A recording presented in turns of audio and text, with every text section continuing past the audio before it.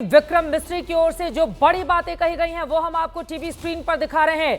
पहलगाम पर हमले से हो गई है शुरुआत और विक्रम मिस्त्री ने यह भी कहा कि हमने तो सिर्फ आतंकवादी ठिकानों को ही नेस्तनाबूद किया है, लेकिन जिस तरह की हरकत की गई है पाकिस्तान की ओर से मुंहतोड़ जवाब भी पूरी तरह से हिंदुस्तान दे रहा है। विदेश मंत्रालय की प्रेस कॉन्फ्रेंस में आपने जो बड़ी बातें सुनी हैं, जिसमें विदेश सचिव विक्रम मिस्त्री, कर्नल सोफिया कुरैशी और विंग कमांडर व्योमिका सिंह ने जानकारी दी।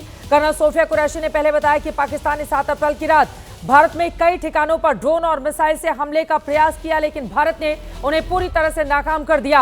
अवंतीपुरा, श्रीनगर, जम्मू, पठानकोट, अमृतसर, कपूरथला, जालंधर, लुधियाना, आदमपुर, बठिंडा, चंडीगढ़, नल, फलौदी, उत्तर फलाई, भुज, ये तमाम वो इलाके रहे जहां पर जबरदस्त तरीके से सैन्य हमला किया गया। वहां पर कोशिश की गई हमारे सैन्य ठिकानों पर निशाना साधकर, लेकिन उसको पूरी तरह से नेस्तनाबूद करने का काम भारत की ओर से किया गया है।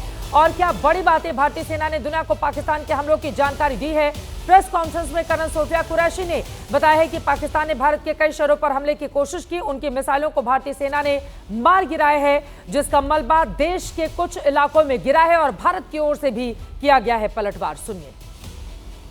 7 से 8 मई 2025 की रात को पाकिस्तान ने उत्तरी और पश्चिमी भारत में स्थित कई सैन्य ठिकानों को, जैसे कि अवंतीपुरा, श्रीनगर, जम्मू, पठानकोट, अमृतसर, कपूरथला, जालंधर, लुधियाना, आदमपुर, भटिंडा, चंडीगढ़, नाल, फलौदी, उत्तरलाई और भुज पर ड्रोन और मिसाइलों से हमला करने का प्रयास किया। इन हमलों को इंटीग्रेटेड काउंटर यूएस ग्रिड और वायु रक्षा प्रणालियों द्वारा निष्क्रिय कर दिया गया। इन हमलों का मलबा कई स्थानों से बरामद हुआ, जो कि पाकिस्तानी हमलों का प्रमाण है। पाकिस्तानी हमलों का ये प्रमाण है और पाकिस्तान ने जो हमारे सैन्य ठिकानों पर हमला किया है, भारत की ओर से भी जवाबी कार्रवाई की गई है। हमने तो आतंकवादी ठिकानों को ध्वस्त किया था, लेकिन पाकिस्तान की ओर से लगातार हमारे सैन्य ठिकानों को निशाना बनाया गया है। पाकिस्तान के हमलों का जवाब देते हुए भारत ने भी जवाबी कार्रवाई की। सेना ने बताया है कि हमने लाहौर के एयर डिफेंस सिस्टम को पूरी तरह से नष्ट कर दिया है। आज सुबह भारतीय सशस्त्र बलों ने पाकिस्तान के कई स्थानों पर वायु रक्षा रडार और प्रणालियों को निशाना बनाया। भारत की प्रतिक्रिया समान क्षेत्र में समान तीव्रता के साथ की गई। यह विश्वसनीय रूप से ज्ञात हुआ कि लाहौर में स्थित एक वायु रक्षा प्रणाली को निष्क्रिय कर दिया गया। पाकिस्तान की ओर से लगातार जो हमले हमारे बॉर्डर एरिया में किए जा रहे हैं, 16 लोगों की जान गई है, जिसमें छोटे मासूम बच्चे और महिलाएं भी शामिल हैं। पाकिस्तान की ओर से लगातार नापाक कोशिशें की जाने की जरूरत की जा रही है और भारत उसका माकूल जवाब दे रहा है, लेकिन लगातार हिंदुस्तान ये भी कह रहा है कि अगर छेड़ा है तो छोड़ेंगे नहीं। और हमने सैन्य ठिकानों को निशाना नहीं बनाया, हमने आतंकवादी ठिकानों को टारगेट किया था, उन्हीं को नेस्तनाबूद किया, लेकिन अगर हमारे सैन्य ठिकानों पर हमला किया जाएगा तो फिर हम छोड़ेंगे नहीं। उसी की भाषा में हिंदुस्तान की ओर से दिया जाएगा जवाब। कई ऐसे सवाल हैं जिसको लेकर बड़ी चर्चा करने वाले हैं। खास मेहमान हमारे साथ जुड़ चुके हैं, उनका परिचय कराते हुए चर्चा की शुरुआत करेंगे। ग्रुप कैप्टन यूके देवनाथ जी इस वक्त हमारे साथ रक्षा विशेषज्ञ जुड़ चुके हैं और साथ ही मौजूद हैं मेजर जनरल यश मोर जी। दोनों का बहुत बहुत स्वागत है। आप यूके देवनाथ जी, आपसे शुरुआत करते हुए विदेश मंत्रालय की ये जो प्रेस कॉन्फ्रेंस हुई है, उसका लब्बो-लुआब क्या निकाला जाए। हमारे नजर में सिर्फ आतंकवादी ठिकाने हैं, 22 अप्रैल का बदला लेना है, लेकिन अगर हमारे सैन्य ठिकानों पर हमारे मासूम लोगों को निशाने पर लेता है पाकिस्तान, तो फिर मुंहतोड़ जवाब उसका दिया जाएगा। और क्या बातें समझी जाए इससे? देखिए, विदेश मंत्रालय का वक्तव्य जो था बहुत ही क्लियर था। विदेश सचिव ने क्लियर किया कि भारत का क्या मकसद था। हमने पुलवामा के बाद उनको बदला लेना था, बदला ले लिया। हमने उनको प्रेशराइज करना था कि वो भविष्य में इस तरह से पुलवामा अटैक की तरफ ना बढ़े, हमने वो भी कर दिया। अगली बात यह है कि हम उनको सबक सिखाएंगे। अगर उन्होंने जैसे अब ड्रोन हमारे देश में भेजे हैं, हमने भी पाकिस्तान में ड्रोन भेजे हैं। देखना ये पड़ेगा मिलिट्री पॉइंट ऑफ व्यू से कि ये ड्रोन जो थे अटैक ड्रोन नहीं थे। ये ड्रोन ज्यादातर प्रोबिंग यानी रिकनेसेंस के मकसद से उभय पक्ष ने एक दूसरे के क्षेत्र में भेजे। शुरुआती दौर में क्या होता है कि जैसे पाकिस्तान ने जो ड्रोन हमारे क्षेत्र में भेजे हैं, वो जांचना चाहता है कि भारत की एयर डिफेंस सिस्टम कितनी अलर्ट है, कहां कहां पर डिप्लॉयड है, किस किस फ्रीक्वेंसी पर। बिल्कुल, कुछ तकनीकी दिक्कत आ गई है, दोबारा मैं आपका रुख करूंगी। तब तक मेजर जनरल यश मोर जी, सीधे आपसे ये सवाल लेते हुए, विदेश मंत्रालय की इस प्रेस कॉन्फ्रेंस से 3 बड़ी बातें क्या निकाली जाए। एक तो दुनिया भर को ये जवाब देना कि हमने मिलिट्री ऑपरेशन नहीं किया, लेकिन देखिए पाकिस्तान किस तरह से हमारे जितने भी सैन्य ठिकाने हैं उनको निशाने पर ले रहा है, और 15 जगहों पर हमने प्रमाण भी इकट्ठा कर लिए हैं। जी हाँ, बिल्कुल, भारत की बहुत सोची समझी रणनीति रही है। हमने टेरर टारगेट्स को हिट किया है, और जो बहुत लेजिटिमेट टारगेट्स हैं, बिकॉज जो पहलगाम में हुआ उसका अगर बदला लेना है तो वहाँ से बदला लेना पड़ेगा जहाँ पर इन जिहादियों की ट्रेनिंग होती है, और इसके लिए लश्कर तोयबा, जैश ए मोहम्मद और हिजबुल मुजाहिदीन के लेजिटिमेट टारगेट्स को इंडिया ने हिट किया है। और वही हमने सारी दुनिया को दिखाया, जो 9 टारगेट 5 पीओके में और 4 पंजाब के अंदर हमने हिट किया था 7 और 8 की रात को। तो उसके बाद पाकिस्तान बौखलाया हुआ है। सबसे पहले तो ये जो पुंछ के अंदर लोगों पर, शहर के अंदर इन्होंने जो बमबारी करी है, बहुत ही निंदनीय है।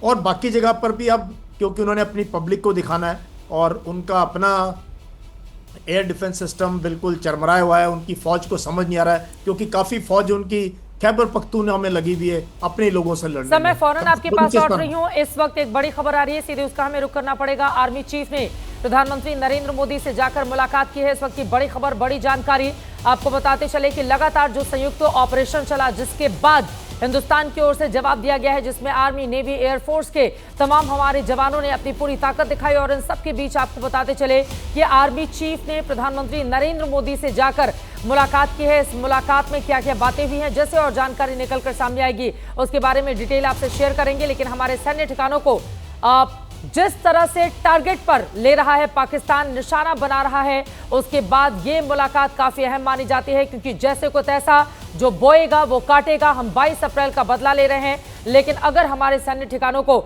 निशाना बनाता है पाकिस्तान तो फिर उसको छोड़ेंगे नहीं। प्रधानमंत्री नरेंद्र मोदी से आर्मी चीफ ने जाकर मुलाकात की है, और ये मुलाकात काफी ज्यादा अहम मानी जा रही है। आपको बताते चले, आज पूरे दिन प्रधानमंत्री ने अलग अलग कई बैठकें की हैं, जिनमें ये बैठक काफी ज्यादा महत्वपूर्ण मानी जा रही है। अब मुलाकात में क्या क्या एजेंडा रखा गया है सामने, आर्मी चीफ ने क्या जाकर ब्रीफ किया है, ये जो 15 हमारे सैन्य ठिकाने हैं जिस पर पाकिस्तान की ओर से आक्रमण की कोशिश की गई, जिसको हिंदुस्तान ने पूरी तरह से फेल कर दिया है, उसके मद्देनजर क्या डिटेल शेयर किए गए हैं। नीरज राजपूत इस वक्त हमारे सहयोगी जुड़ चुके हैं ज्यादा जानकारी के साथ आर्मी चीफ से पीएम मोदी की मुलाकात को लेकर, और क्या बड़ी खबर जानकारी सामने आ रही है नीरज? बिल्कुल, प्रधानमंत्री मोदी से मुलाकात कर रहे हैं थल सेना प्रमुख जनरल उपेंद्र द्विवेदी, और उसका जो मीटिंग का जो उद्देश्य है वो यही है कि प्रधानमंत्री खुद जानना चाहते हैं कि आखिरकार किस तरह की स्थिति अभी एलओसी पर चल रही है, और भारतीय सेना किस तरह की कार्रवाई जो है वो पाकिस्तानी सेना के खिलाफ कर रही है। क्योंकि हम लोग जान रहे हैं कि एलओसी पर काफी ज्यादा फायरिंग हो रही है, और हमारे देश के नागरिक, जिनमें 15-16 नागरिक जो हैं उनकी जान चली गई है, जिसमें महिलाएं और बच्चे भी शामिल हैं।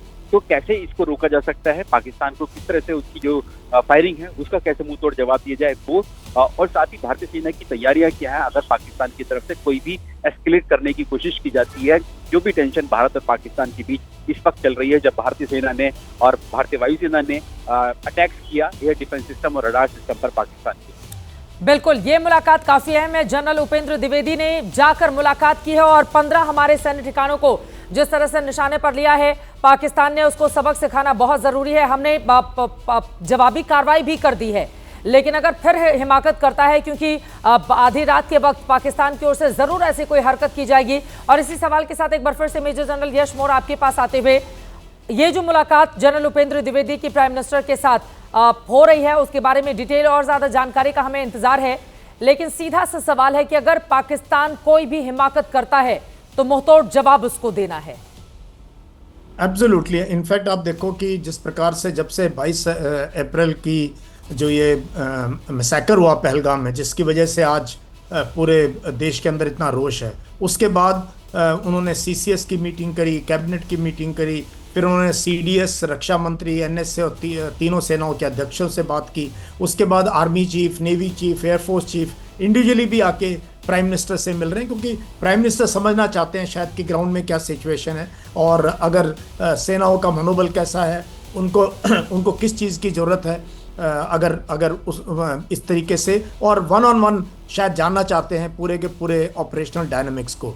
तो इंडियन आर्मी ने और इनफैक्ट एयरफोर्स ने, नेवी ने, पूरे के पूरे ने बहुत सोची समझी तरीके से पूरी प्लानिंग कर रखी है, और उसका एग्जीक्यूशन भी बिल्कुल प्लान तरीके से चल रहा है। और आप देख ही रहे हो पाकिस्तान में बिल्कुल पैरालिसिस है उनकी लीडरशिप की, उनको समझ नहीं आ रहा क्या करें। तो दे आर जस्ट डिपेंडिंग कि फेक न्यूज़ कोई सोशल मीडिया में किसी प्रकार की वो करें, उसके अलावा उनके पास कुछ है नहीं इस टाइम पर इंडिया का जवाब देने के लिए। ये अपने आप में काफ़ी ज़्यादा अहम हो जाता है। इंडिया का जवाब देने के लिए कुछ है नहीं, लेकिन उसके बावजूद पाकिस्तान की जो हरकतें हैं उससे वो कभी बाज नहीं आएगा। आर्मी चीफ से आपको बताते चले कि जिस तरह से उसकी ओर से हरकत की गई है। लेकिन मेजर जनरल यश मौर्य, आपसे एक और सवाल है। जैसा कि अभी विदेश सचिव की ये जो प्रेस कॉन्फ्रेंस हुई थी उसमें उन्होंने जानकारी दी है कि हमने बहुत सारे सबूत भी इकट्ठा कर लिए हैं कि हमारे सैन्य ठिकानों पर किस तरह से आक्रमण किया गया है पाकिस्तान की ओर से। तो ये जो सबूत इकट्ठे हुए हैं वो किन किन मायनों में हमारे आगे काम आने वाले हैं पाकिस्तान के खिलाफ?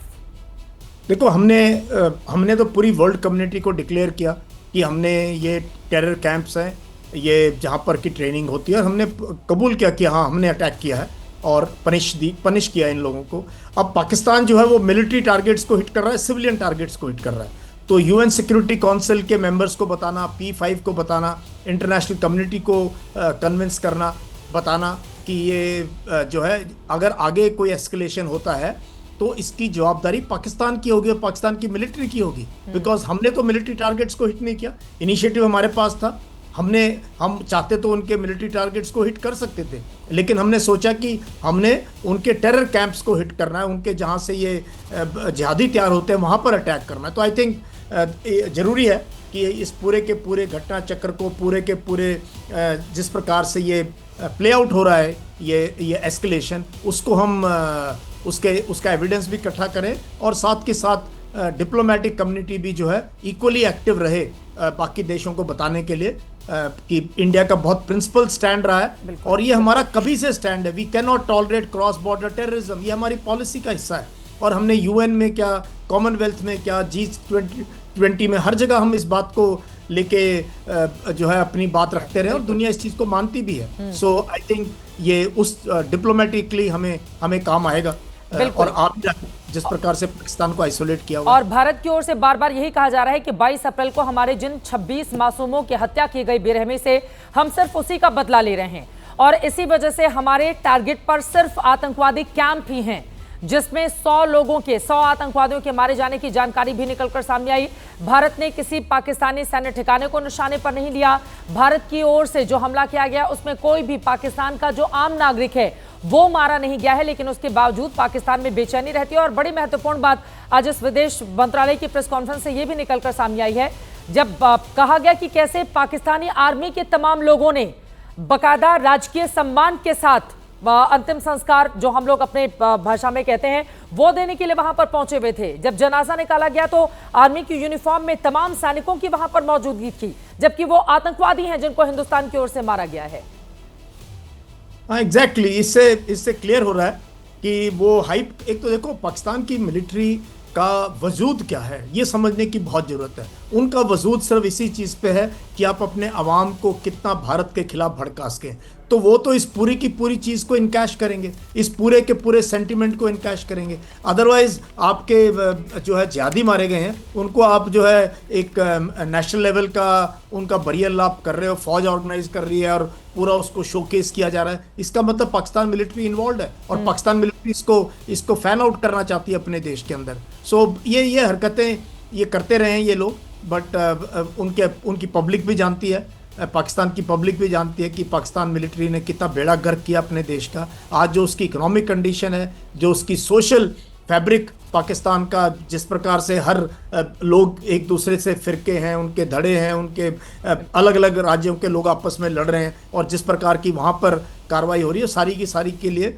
पाकिस्तान की फौज जिम्मेवार है। और तो यहाँ पर विदेश सचिव की ओर से जो बड़ी बातें कही गई, आतंकवादियों के अंतिम संस्कार की फोटो भी उनकी ओर से बाकायदा ब्रीफ की गई, दिखाई गई। हम तस्वीरें भी दिखा रहे हैं, इन्हीं तस्वीरों का जिक्र विक्रम मिस्त्री कर रहे थे। अगर सिर्फ सिविलियन मारा गया है तो आर्मी अफसरों की फोटोज लश्कर-ए-तैयबा कमांडर हाफिज अब्दुल रऊफ के साथ क्यों नजर आई? आतंकवादियों को पाकिस्तानी झंडे में लपेटकर वहां पर क्यों रखा गया था, यह सवाल वहां पर पूछा गया है। और आपको बताते चले सरकार की ओर से ये दूसरी जो महत्वपूर्ण प्रेस कॉन्फ्रेंस की गई, जिसमें ब्रीफ में पूरी डिटेल शेयर की गई है, उससे ये जानकारी समझ में आती है कि वहां की आर्मी का क्या हाल है, कि आतंकवादियों के जनाजे में जो आर्मी है उसके लोग शामिल होते हैं। यश मौर्य जी, तो यही मैं बताता रहा हूं कि पाकिस्तान की मिलिट्री जो है मुल्ला मिलिट्री के बीच में पाकिस्तान का स्टेट फंसा हुआ है, और इसलिए जो है उन्होंने वो इनके बिना सरवाइव नहीं कर सकते। अगर आज इन्होंने हिस्सा नहीं लिया और इनको उन पे छोड़ दिया मरने के बाद, तो फिर ये कल को आएंगे नहीं लड़ने के लिए। तो इसलिए भी ये जरूरी है कि आप उसको, जो आपने एक फैक्ट्री तैयार कर रखी है, टेरर की फैक्ट्री है, एक सिस्टम, एक टेररिज्म का जो सिस्टम पाकिस्तान ने पिछले 30-35 साल से चला रही है उनकी फौज, उसको अगर आगे बढ़ाना है तो उन्होंने इसलिए हिस्सा लिया। तो ये बड़ी शर्म की बात है, शर्म की बात है पाकिस्तान मिलिट्री के लिए। और पाकिस्तान की मिलिट्री की शर्म कितनी बार उतारी जाएगी। 71 में आपको पता है क्या हाल हुआ था इनका, 1971 में। फिर आप कारगिल के अंदर सिर्फ 26 साल हुए, उनका क्या हाल हुआ था। उससे पहले सियाचिन ग्लेशियर में। और तो इनकी जितनी फजीयत होती है वो कम है, और उनकी पब्लिक जानती है। लेकिन पब्लिक क्या करे, क्योंकि इनकी पॉलिटिकल डिस्पेंसेशन कमज़ोर है, पूरा का पूरा एडमिनिस्ट्रेशन फौज के नीचे, फौज देश को चलाती है, इसलिए जो है इस टाइप की हरकतें होती रहेंगी। बट हमें इसको ज़्यादा तवज्जो देनी नहीं चाहिए, हमें फोकस रहना चाहिए। हम प्रोफेशनल मिलिट्री हैं, हमारी मिलिट्री प्रोफेशनल है, हमारा अपना काम है, देश हित में क्या करना है वो हम अपने वक्त पर जो है करते रहेंगे। और देश को पूरा भरोसा भी है अपनी आर्म फोर्सेस पे। लेकिन अंतर्राष्ट्रीय स्तर पर पाकिस्तान को अलग थलग करने के लिए तो ये तस्वीरें हमारे काफी काम आने वाली है ना, कि हमने तो आतंकवादियों को मारा, लेकिन उसमें देखिए सेना के लोग किस तरह से शामिल रहे।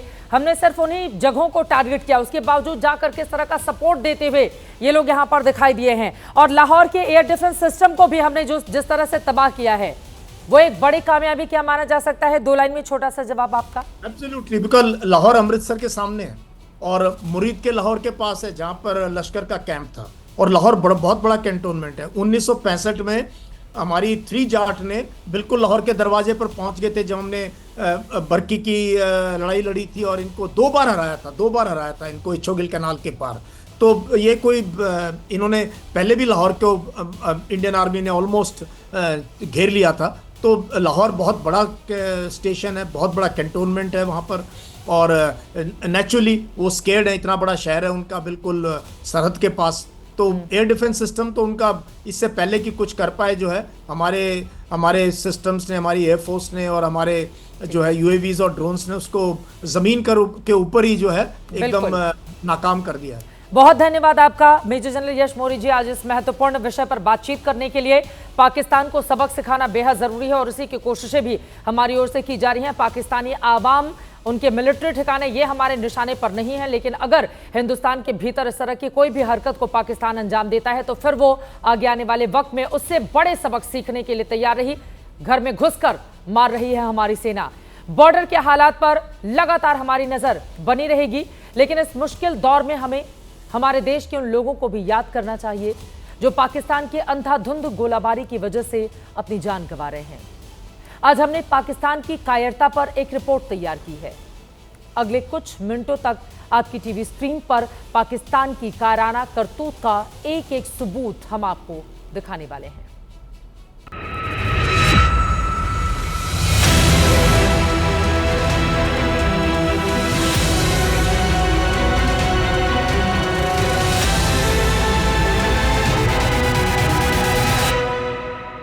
यहाँ की फायर लगा, सब कुछ खत्म हो गया।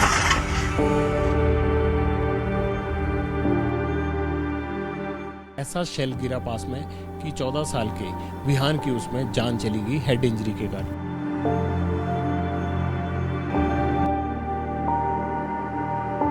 पांच बाई 5 के इस दायरे में जो है वो उस शेल ने जो पूरे लेंटर को एक तरह से ध्वस्त कर दिया है। अमानवीय व्यवहार पाकिस्तान की सेना ने किया है, आम पब्लिक पर जो है गोले दाग करके। इस बार सीधा जो है मेन आम पब्लिक को जो है वो टारगेट किया गया।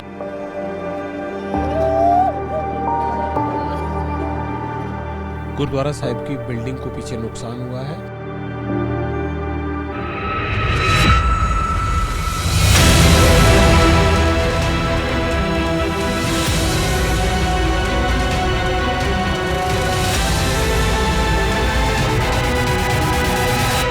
लानत भेजते हैं हम उस पाकिस्तान को। राष्ट्र कवि रामधारी सिंह दिनकर ने लिखा था, जब नाश मनुज पर छाता है, पहले विवेक मर जाता है। यानी जब इंसान अपनी बर्बादी की ठान लेता है तो सबसे पहले उसका विवेक यानी कि सोचने समझने की शक्ति खत्म हो जाती है। कुछ ऐसा ही हाल इन दिनों पाकिस्तान का है। पाकिस्तानी सेना की नाक के नीचे से जाकर भारत ने आतंकवादियों का खात्मा किया, तो अब आतंकवादियों को पालने वाली पाकिस्तानी फौज हमारे आम लोगों की जिंदगी लेने पर तुली हुई है। 6 मई की रात से LOC से सटे हुए इलाकों में कायर पाकिस्तान लगातार अंधाधुंध फायरिंग कर रहा है। इसमें जम्मू कश्मीर के आम लोगों की जान जा रही है। अब तक 16 लोगों की मौत हो चुकी है। पाकिस्तान की कायराना करतूत का सबूत देखने के लिए ABP न्यूज की टीम जम्मू कश्मीर के पुंछ पहुंची। हमारे संवाददाता जगविंदर पटियाल ने पुंछ में उन लोगों से मुलाकात की जिन्होंने पाकिस्तान के कायर हमले में अपनों को खोया है। हमने बॉर्डर पर पाकिस्तान की कायरता की निशानियां देखी। रात के अंधेरे में भारत के लोगों को जान से मारने के लिए पाकिस्तान ने जो हमले किए उसके सबूत देखे। हमने देखा कैसे पाकिस्तान ने पुंछ के आम लोगों की जान लेने की कोशिश की। हमने देखा, जो समझा, जो जाना, अब वो आपके देखने की बारी है।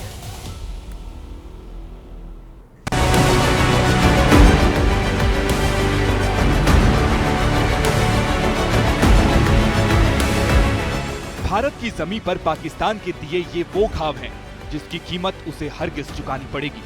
मैं इस वक्त मौजूद हूं पुंछ के बाजार में, और जहां पर पाकिस्तान की तरफ से शेलिंग में गिराया गया एक बम जो है उसका आप प्रभाव देख सकते हैं कि दुकान को और वहां बाहर खड़े वाहनों को उससे किस तरह से नुकसान पहुंचा है।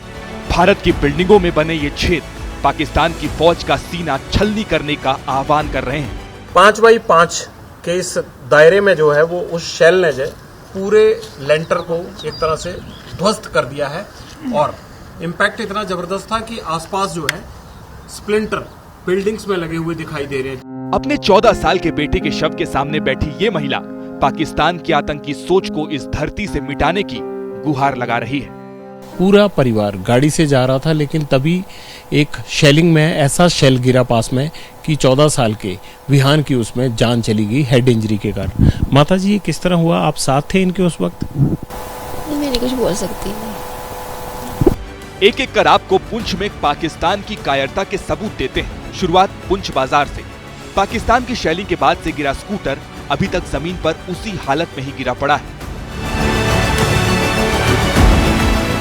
आम लोगों की घर की दीवारें पाकिस्तान की बौखलाहट के कारण टूट गईं। बाजार में लोगों की जरूरतों को पूरा करने वाली दुकानों के शटर में भी आपको गीदड़ पाकिस्तानी फौज की कायरता की निशानियां मिलेंगी। पुंछ बाजार में पाकिस्तान की बौखलाहट को कैमरे पर बताने के लिए वहां के स्थानीय लोग भी हमसे मिलने आए थे। ये कंटिन्यू बम गिरते रहे, यहाँ पे कोई इनकी गिनती नहीं हुई, इतनी बम गिराए गए। सभी बच्चे हमारे डर गए, रोते रहे। वो मेरे जेठ थे, बुआ के लड़के थे इनके, उनका बेटा था, उसका बेटा आगे। क्या हुआ, कैसे हुआ? बस वो जा रहे थे, बोल रहे हैं जम्मू जाना, छोटा जिद कर रहा है कि चलो चलो चलो चले। तो वो गए तो पार खनेतर में उनके गाड़ी पर पड़ा बम। चलती गाड़ी पर? हाँ, गाड़ी चलती थी। इस महिला से बात करते करते हमें समझ आ गया कि पुंछ में बड़ी संख्या में बच्चों की भी मौत हुई है। पीड़ितों को खोजते खोजते हम 14 साल के विहान के घर पहुंचे। विहान अब इस दुनिया में नहीं है। सिर पर पट्टी लगाकर बैठी उसकी घायल माँ अपने बेटे के शव के आगे गुमसुम बैठी थी। पूरा परिवार यहाँ से पुंछ से पलायन करके जा रहा था, क्योंकि जब सुबह शेलिंग शुरू हुई तो ज्यादातर लोगों ने अपने परिवारों के साथ, सामान के साथ गाड़ियों से निकलना शुरू कर दिया था। लेकिन जब इनकी गाड़ी पुंछ से तकरीबन 3-4 किलोमीटर बाहर ही निकली थी, तभी पाकिस्तान की तरफ से आए एक शेल ने इनकी गाड़ी को डैमेज किया। गाड़ी में बैठे लोग जो है वो जख्मी हुए और विहान की उसमें जान चली गई। उनकी माँ है, देखिए इनके भी सर में चोट लगी हुई है। तो इस तरह कई घरों की कहानियां हैं। इसके आगे ना तो माँ कुछ बोल पाई, ना हमने दोबारा उनसे कुछ पूछना सही समझा। हम सवाल पूछते भी कैसे? हमारी आंखों के सामने पूरा परिवार रो रहा था, सिर्फ और सिर्फ कायर बुज़दिल पाकिस्तान की वजह से, जिसने हमारे आम लोगों को मारा। विवान जैसे बच्चों की मौत के बाद पुंछ के आम लोगों ने कुछ दिनों के लिए अपना घर बार छोड़ना ही जरूरी समझा। यहाँ करीब 80% लोगों ने पलायन कर लिया है। सुनसान रास्तों से होते हुए हमारी टीम पुंछ के एक और घर के अंदर गई। ये घर अब खंडहर हो चुका था। यहाँ पाकिस्तान के मोर्टार ने एक शख्स की जान ले ली। पुंछ में पाकिस्तान की सेना ने निर्दोष सोते हुए लोगों के घरों पर बम गिराए। ये तस्वीर आप पुंछ के उस घर से देख रहे हैं जो सुरजन सिंह का था। सुरजन सिंह इसी घर में मौजूद थे। उनके यहां सोते हुए ये बम गिरा। उनकी छत चीरते हुए बम नीचे आ गया, लेकिन गनीमत रही सुरजन सिंह बच गए। लेकिन उनके पड़ोस में अमरजीत सिंह रहते थे। जम्मू कश्मीर के दूसरे हिस्सों से पुंछ आने वाले लोगों के लिए पब्लिक ट्रांसपोर्ट के नाम पर बस ही सबसे ज्यादा प्रभावी है। आतंक परस्त पाकिस्तानी फौज ने वहां भी शेलिंग की। मैं इस वक्त पुंछ के बस अड्डे पर मौजूद हूं, जहां पर कल 2 बार रॉकेट से अटैक किया गया। सुबह सवेरे ये अटैक हुआ और जो ये बसें आप मेरे पीछे टूटी हुई देख रहे हैं, दोनों बसें रात को इसी तरह से खड़ी थी और इनके पूरी तरह से जो है वो परखच्चे उड़ गए। एक बस पूरी तरह से डैमेज है, उसके टायर से लेकर सीटों से लेकर ऊपर तक कांच सब कुछ टूटा हुआ है। और ये जो पीछे खड्डे पड़े हुए बताए जाते हैं, कहते हैं कि शेलिंग लगने के कारण सड़क पर गड्ढा हो गया। इसी बस स्टैंड में हमें पुंछ के आम लोग मिले थे। उन्होंने बताया कि बौखलाए पाकिस्तान का ये रूप उन्होंने पहले कभी नहीं देखा। पहली बार उस बुज़दिल ने आम लोगों को निशाना बनाया है। इससे पहले कभी नहीं देखा, कभी नहीं देखा। इन्हीं भयंकर शेलिंग कभी नहीं देखी। पूरी सिटी में उन्होंने फायरिंग की, पूरी सिटी में। ये पहली बार हमने देखा, इससे पहले कभी नहीं। अब जब पाकिस्तान ने पहली बार ऐसी हिमाकत कर ही दी, तो भारतीय सेना भी अब उसे ऐसी सजा देगी कि दोबारा ये हरकत करने के बारे में आतंकिस्तान सोचेगा भी नहीं।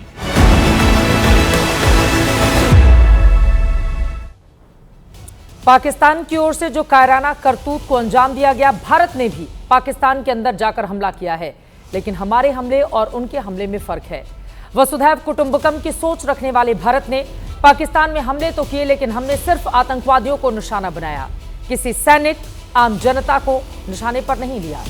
जबकि कायर पाकिस्तान इतना बौखलाया हुआ है, इतना बुजदिल है कि हमारी आम जनता को वो निशाने पर ले रहा है। लानत भेजते हैं हम उस पाकिस्तान को। अमानवीय व्यवहार पाकिस्तान की सेना ने किया है। आम पब्लिक पर जो है गोले दाग करके इस बार सीधा जो है मेन आम पब्लिक को जो है वो टारगेट किया गया। स्क्रीन पर ये 2 तस्वीरें भारत और पाकिस्तान की सोच को बयां करने के लिए हमने आपके सामने लाई। फर्क साफ है। भारत ने पाकिस्तान में बैठे आतंकियों को मारा, तो बौखलाए पाकिस्तान ने हमारे आम लोगों को। पाकिस्तान ने पुंछ में मंदिर, मस्जिद, गुरुद्वारा सब पर हमला किया। 22 अप्रैल की उस इनोसेंट लोगों को मारने के बाद अब मंदिर हो, मस्जिद हो, गुरुद्वारे हो, पाकिस्तानी सेना उनको भी नहीं बख्श रही है और साथ के साथ सिविलियंस को टारगेट किया जा रहा है। और ऐसा पुंछ में पहली बार हुआ है। इसीलिए पुंछ के रहने वाले लोगों को, जो आपस में पूरे भाईचारे के साथ रहते हैं, उनके लिए ये चौंकाने वाली बात भी है। लेकिन उनको एक उम्मीद है और एक भारत सरकार से दरख्वास्त भी है उनकी कि पाकिस्तान को उसकी भाषा में जवाब दिया जाए, ताकि उसको ये पता लगे कि मंदिर, मस्जिद, गुरुद्वारों की क्या अहमियत होती है और उसकी कथनी और करनी में क्या फर्क है। पुंछ में पाकिस्तान की कायरता के सबूत देखने के लिए एबीपी न्यूज की टीम ग्राउंड जीरो पर जब गई, तब हमें एक गुरुद्वारा मिला जिस पर पाकिस्तान ने नफरत का ऐसा बम गिराया कि गुरुद्वारे की बिल्डिंग में छेद हो गया। उसके दरवाजे टूट गए, छत में लगी रॉड दिखने लगी। जहाँ पे श्री गुरु ग्रंथ साहिब जी का प्रकाश किया हुआ था, उसके बिल्कुल पीछे की जो दीवार है, उसकी एक खिड़की में आकर शेल टकराया है। और गनीमत रही कि यहाँ पर किसी को भी जानी नुकसान नहीं हुआ। लेकिन गुरुद्वारा साहिब की जो दीवारें डैमेज हुई हैं, जो बिल्डिंग डैमेज हुई है। गुरुद्वारे के साथ पाकिस्तान की शेलिंग पुंछ के एक मंदिर पर भी हुई। मंदिर की छत भी नफरत के बारूद से टूटी। गीता भवन के हॉल की छत पर देखिए आप, एक शेल लगने की वजह से कितना बड़ा सुराख वहां पर हो गया है। और अगर ये मजबूत कंक्रीट का ना होता और नीचे कोई होता, तो जाहिर सी बात है कि वो अपनी जान गंवा बैठता। हालांकि मंदिर की छत तोड़ने वाला पाकिस्तान हमारे आम लोगों का हौसला नहीं तोड़ पाया। पुंछ के लोग पाकिस्तान और भारत की सैन्य कार्रवाई के बीच का फर्क दुनिया को बता रहे हैं कि जिस प्रकार का अमानवीय व्यवहार पाकिस्तान की सेना ने किया है आम पब्लिक पर जो है गोले दाग करके, हमारी सेना इस प्रकार का अमानवीय व्यवहार कभी नहीं करती। आम पब्लिक पर जो है गोले दाग करके, हमारी सेना इस प्रकार का अमानवीय व्यवहार कभी नहीं करती। यही फर्क पुंछ बस स्टैंड पर खड़े मोहम्मद राशिद ने भी बताया और उन्होंने आतंकिस्तान को लानत भेजी। अगर हमारे ने कुछ किया मिलिटेंटों पे किया, उन्होंने मिलिटेंटों पे नहीं किया, उन्होंने सिविल लोगों पे किया। लानत भेजते हैं हम उस पाकिस्तान को, लानत भेजते हैं उनकी आर्मी को। देखिए, ऑप्शन भारत के पास भी था कि वो आतंकियों से जुड़ी इंटेलिजेंस मिलने के बाद चाहता तो बड़े स्तर पर हमला करके आतंकियों को और बड़ी चोट पहुंचा सकता था, लेकिन हमने किसी भी आम नागरिक को नुकसान पहुंचाए बिना सटीक निशाना साधा। लश्कर के हेडक्वार्टर के पहले और बाद की तस्वीरें बता रही हैं कि भारत ने सिर्फ उसी जगह पर वार किया जहां आतंकी छिपे थे, किसी आम व्यक्ति को कोई नुकसान नहीं पहुंचाया। वहीं दूसरी ओर पाकिस्तान, उसने हमारे आम लोगों को, हमारे स्कूल्स को, बच्चों को, बाजारों को निशाना बनाया है। पहलगाम के बाद अब कश्मीर के पुंछ में ऐसी जितनी भी महिलाओं के आंसू बहे हैं, उसका हिसाब बराबर होकर रहेगा। भारत के ऑपरेशन सिंदूर से बौखलाया पाकिस्तान एलओसी पर दूसरे हिस्सों में भी निर्दोष लोगों को निशाने पर ले रहा है। एबीपी न्यूज की टीम उरी और अखनूर में भी उन इलाकों में जा पहुंची जहां पाकिस्तान की फौज निहत्थे हमारे नागरिकों को निशाना बना रही है।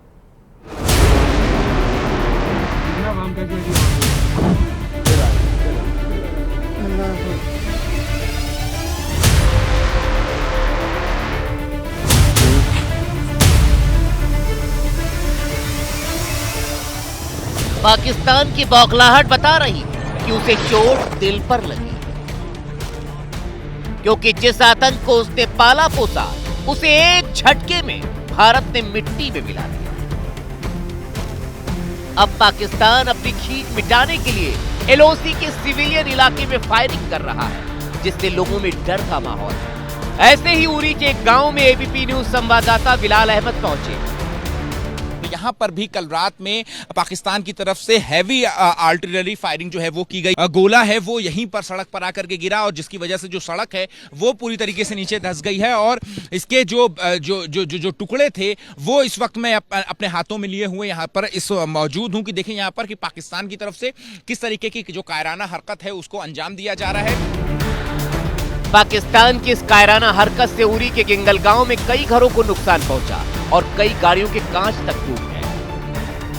मकान भी पूरी तरीके से क्षतिग्रस्त हो चुका है। ये गाड़ी किस तरीके से पूरी टूटी हुई है, गाड़ी पे जो छर्रों के जो निशान हैं वो भी यहाँ पर गाड़ी की बॉडी पर दिख रहे हैं। इसके अलावा जो गाड़ी के शीशे हैं वो पूरी तरीके से टूट गए हैं। पाकिस्तान जानबूझकर गांव वालों को निशाना बना रहा है। बहुत धमाका हुआ रात को। हाँ, ब्लास्ट हो गया। वो 2-3 मकान वो हैं, ये भी हैं, बच्चे भी थे, बड़े थे, बुजुर्ग थे, हाँ सब थे। अल्लाह का करिश्मा है, बच गए। जम्मू के अखनूर सेक्टर के पल्लावाला इलाके से सटी लाइन ऑफ कंट्रोल पर पाकिस्तान कितना डरा हुआ है, इसकी तस्वीरें एबीपी न्यूज के कैमरे में कैद की। मैं इस समय अखनूर सेक्टर में ही हूँ। मेरे पीछे ये जो आप पेड़ देख रहे हैं, ये पेड़ों की श्रृंखला जो है ये पाकिस्तान का सियालकोट का इलाका है और इन पेड़ों के पीछे आपको टावर भी दिखाई दे रहा होगा।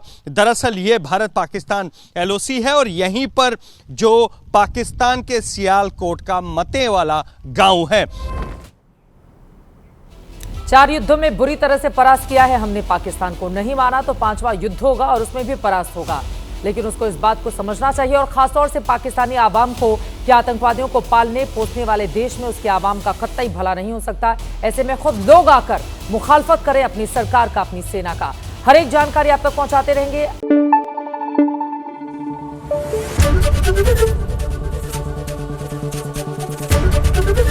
एबीपी न्यूज आपको रखे आगे।